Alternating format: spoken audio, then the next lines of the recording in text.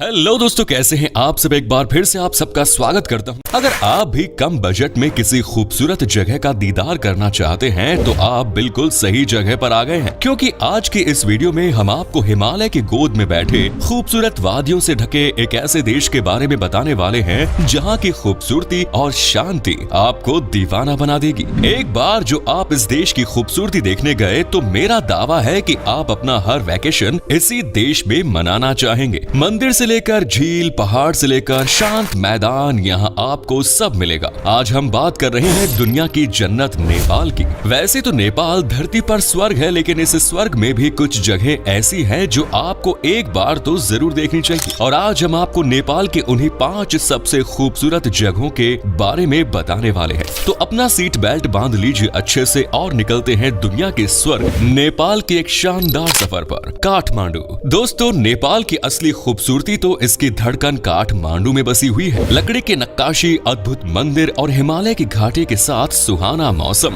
ये सब आपको काठमांडू में ही एक साथ देखने को मिलेगा। नेपाल की राजधानी काठमांडू को नेपाल का दिल कहा जाता है, क्योंकि यही बसी है शहर की जान। यहाँ आपको खूबसूरती, शांति, अपनापन सब एक साथ मिलेगा। नेपाल में आने वाले टूरिस्ट की पहली पसंद है काठमांडू। दोस्तों, नेपाल जाने पर काठमांडू घूमना आपकी लिस्ट में जरूर शामिल होना चाहिए, क्योंकि यहाँ आपका घूमने पर मन खुश तो होगा ही, साथ ही आपको यहाँ सुख शांति का भी भरपूर डोज मिलेगा। इस जगह को घूमना मतलब जिंदगी की भागदौड़ से अलग ही दुनिया को महसूस करना। भारत के पड़ोसी देश की इस राजधानी की ट्रिप आपको भी एक बार जरूर करनी चाहिए। और अगर आपने एक बार यहाँ की सैर कर ली तो फिर देखिएगा आप बार बार यहाँ आने का प्लान बनाएंगे। काठमांडू में घूमने के लिए कई खूबसूरत और ऐतिहासिक जगह हैं, जैसे कि बौद्धनाथ स्तूपा। काठमांडू शहर से करीब 11 किलोमीटर दूर स्थित इस स्तूप को देखने के लिए बहुत दूर दूर से लोग आते हैं। इसकी बनावट लोगों को इतना अट्रैक्ट करती है कि वो यहाँ खिंचे चले आते हैं। दरअसल ये एक बहुत बड़ा गोलाकार स्तूप है। यहाँ अलग अलग धर्म के अनगिनत लोग एक खास रस्म निभाने आते हैं, जिसे कोरा कहा जाता है। ऐसा माना जाता है कि जो कोई भी इस स्तूप के चक्कर लगाता है वो भी बिना किसी गलत भावना के उसके सभी पाप धुल जाते हैं। माना तो ये भी जाता है कि इस तरह उनके लिए नरक के दरवाजे हमेशा के लिए बंद हो जाते हैं। खास बात यह है कि 1979 में इस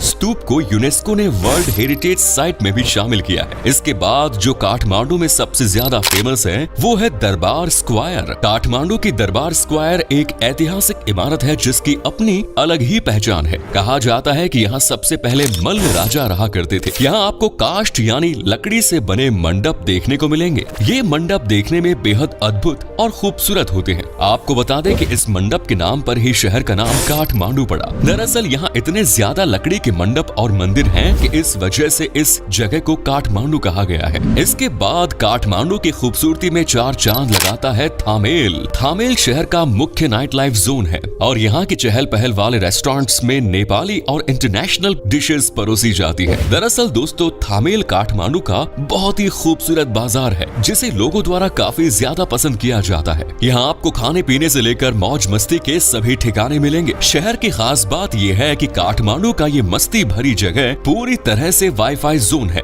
1920 में डिजाइन किया गया ये शहर सपनों का आलीशान गार्डन, मंडप, फव्वारे से भरे हैं। यहाँ की बाजार और दुकानों में आप मेटल से बने हस्तशिल्प, रंग बिरंगे गहने और ट्रैकिंग गियर खरीद सकते हैं। अब अगर काठमांडू की सैर पर जाना चाहते हैं तो बूढ़ा नीलकंठ मंदिर के दर्शन जरूर कीजिए, क्योंकि दोस्तों बूढ़ा नीलकंठ मंदिर एक ऐसा मंदिर है जो भगवान विष्णु को समर्पित है और उनकी सोती हुई मूर्ति के लिए ये मंदिर मशहूर है। ये मंदिर शिवपुरी की पहाड़ियों के नीचे है और काठमांडू वैली के उत्तरी इलाके में पड़ता है। आपको बता दें कि इस मंदिर की मूर्ति को एक ही पत्थर पर बनाया गया है। आइए अब नेपाल की एक और खूबसूरत जगह की तरफ बढ़ते हैं। नेक्स्ट इज पोखरा।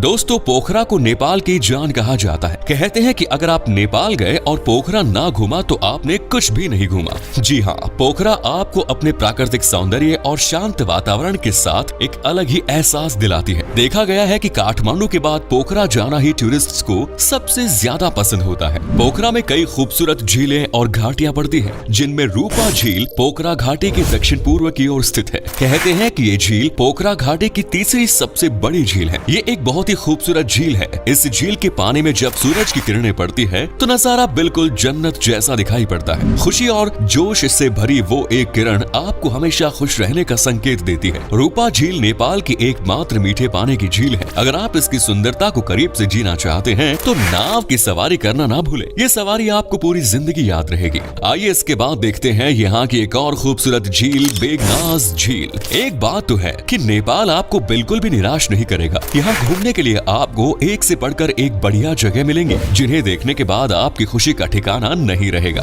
आपकी इसी खुशी को और बढ़ाएगी बेगनाज झील, जो खूबसूरती और प्रकृति को महसूस करने का एकमात्र साधन है। कहते हैं कि ये झील पोखरा घाटी में 8 झीलों में से दूसरी सबसे बड़ी झील है और इस झील पर वक्त गुजारने सबसे ज्यादा लोग जाना पसंद करते हैं। इस झील में बोटिंग, मछली पकड़ना जैसी चीजों का आप आसानी से लुत्फ उठा सकते हैं। अगर आप पोखरा की यात्रा के लिए जाने वाले हैं तो गुप्तेश्वर महादेव गुफा जाना बिल्कुल ना भूलें। ये जगह एक अलग तरह का अनुभव देती है। ये एक फेमस धार्मिक और पर्यटन स्थल है। असल में ये एक गुफा वाला मंदिर है जो भगवान शिव को समर्पित है। लेकिन यहाँ जाने पर एक बात का जरूर ध्यान रखिएगा कि गलती से भी यहाँ फोटो मत खींचेगा, क्योंकि यहाँ हर किसी को भी फोटो खींचने की परमिशन नहीं है। Next is Lumbini. चलिए दोस्तों, अब आपको नेपाल की सबसे पवित्र और खास जगह की सैर कराते हैं। इस खास जगह का नाम है लुम्बिनी। लुम्बिनी नेपाल में वो जगह है जहाँ भगवान बुद्ध का जन्म हुआ। फिलहाल नेपाल में ये जगह रूपन्देही जिले में है।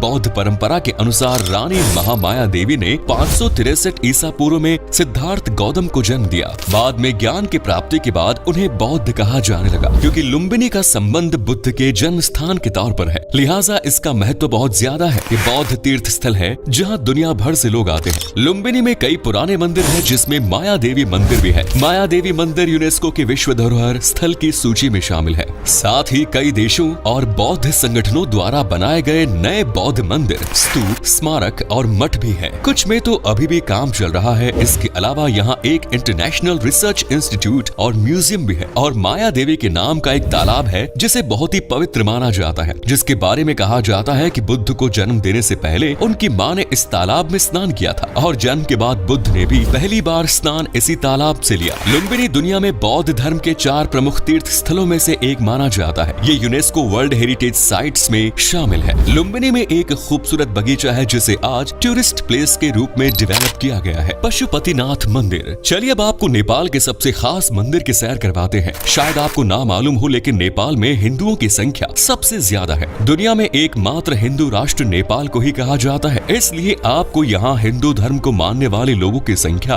अच्छी खासी देखने को मिलेगी और साथ ही हिंदुओं के मंदिर भी देखने को मिलेंगे। इसका जीता जागता सबूत है खूबसूरत पशुपतिनाथ मंदिर, जिसे नेपाल की शान माना जाता है। काठमांडू से 3 किलोमीटर की दूरी पर स्थित पशुपतिनाथ मंदिर नेपाल का सबसे पवित्र मंदिर है। इसे देखने के लिए हर वक्त टूरिस्ट की लाइन लगी रहती है। यहाँ के लोकल लोग भी बड़ी संख्या में इस मंदिर में भगवान शिव का आशीर्वाद लेने जरूर जाते हैं। खासकर महाशिवरात्रि के दिन मंदिर का नजारा देखने लायक होता है। पशुपतिनाथ मंदिर भगवान शिव को समर्पित है, लेकिन इसके बावजूद भी यहाँ आपको तमाम धर्मों के लोग मिल जाएंगे। हाँ, वो बात अलग है कि इनमें शिव भक्तों की संख्या सबसे ज्यादा होती है। पशुपतिनाथ मंदिर की बनावट जितनी ज्यादा खूबसूरत है, उतनी ज्यादा मजबूत इस मंदिर से जुड़ी कहानियाँ और मान्यताएं हैं। अगर आप पशुपतिनाथ मंदिर के बारे में अच्छे से जानना चाहते हैं तो हमें कमेंट्स में जरूर लिखिएगा। बागमती नदी के किनारे पर बसा हुआ ये मंदिर अपने विस्मयकारी और आश्चर्यजनक शिवालय वास्तुकला के लिए प्रसिद्ध है। मंदिर की 2 छतों को सोने से सजाया गया है और मंदिर के 4 मुख्य दरवाजे चांदी के हैं। पश्चिमी दरवाजे में सोने से अलंकृत एक बड़े बैल की मूर्ति है, नंदी। साल 1979 में इसे यूनेस्को की विश्व धरोहर स्थल में भी शामिल किया गया। हालांकि साल 2015 में एक खतरनाक भूकंप के कारण मंदिर की बाहरी दीवारें खराब हो गई, लेकिन मंदिर अंदर से आज भी खूबसूरत और उतना ही सुरक्षित है। अभी बाहरी दीवारों को भी ठीक किया जा रहा है। दोस्तों, आपको बता दें कि पशुपतिनाथ मंदिर के चारों दिशाओं में अष्ट भैरव है और उत्तर में दक्षिण काली की मूर्ति। मंदिर के पूर्व में श्री कृष्ण परिवार की मूर्ति है, जबकि मंदिर के दक्षिण में श्री राम परिवार की मूर्ति। मंदिर के पश्चिम तरफ पांडव परिवार की मूर्ति है और मंदिर के उत्तर तरफ ब्रह्मा और विष्णु भगवान की मूर्तियां। चलिए अब आपको थोड़ा सा इस मंदिर के इतिहास से रूबरू कराते हैं। ऐसा कहा जाता है कि भगवान शिव ने यहाँ पहुंचकर एक चिंकारे का रूप धारण किया और गहरी नींद में सो गए। जब भगवान शिव वाराणसी में नहीं मिले तब देवताओं ने उन्हें बागमती के किनारे इस स्थान पर पाया। देवता उन्हें वापस वाराणसी ले जाने की कोशिश करने लगे। इसी दौरान चिंकारे के रूप में भगवान शिव ने बागमती नदी के दूसरे किनारे की तरफ छलांग लगा दी। छलांग लगाने के दौरान ही उनका सींग 4 टुकड़ों में टूट गया। कहते हैं कि तभी से भगवान पशुपति चतुर्मुख यानी 4 मुंह वाले लिंग के रूप में प्रकट हुए।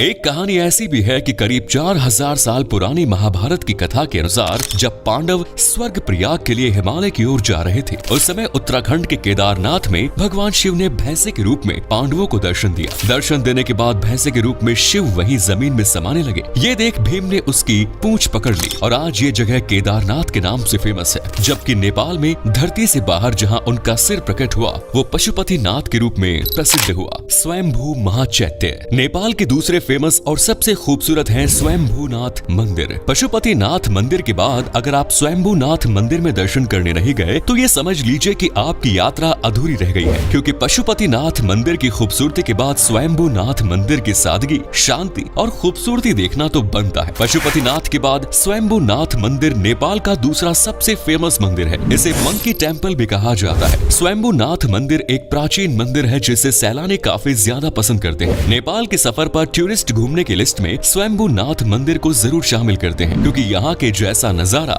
आपको शायद कहीं और देखने को मिले। वैसे आपको बता दें कि स्वयंभू नाथ एक प्राचीन मंदिर है जो बौद्धों की आस्था का केंद्र है। आध्यात्मिकता के अलावा ये मंदिर वास्तुकला का भी अच्छा उदाहरण है। स्वयंभू नाथ का मंदिर जमीन से 3 किलोमीटर ऊंचाई पर बसा हुआ है। यहाँ पर बड़ी संख्या में टूरिस्ट और नेपाल के लोग दर्शन के लिए जाते हैं। तो दोस्तों ये है नेपाल के वो 5 खूबसूरत जगह जिन्हें आज की तारीख में सबसे ज्यादा पसंद किया जाता है। अगर आप नेपाल जाने का प्लान बना रहे हैं तो इन डेस्टिनेशंस को मत भूलना। उम्मीद करते हैं आपको ये वीडियो अच्छी लगी होगी। क्या कभी आप घूमने गए हैं नेपाल, और अगर गए हैं तो आपका एक्सपीरियंस कैसा रहा ये भी हमारे साथ शेयर जरूर करें। साथ ही इस वीडियो को अपने दोस्तों और रिश्तेदारों के साथ शेयर करना ना भूलें। हमारे चैनल को भी सब्सक्राइब जरूर करें। वीडियो को अंत तक देखने के लिए सभी का शुक्रिया।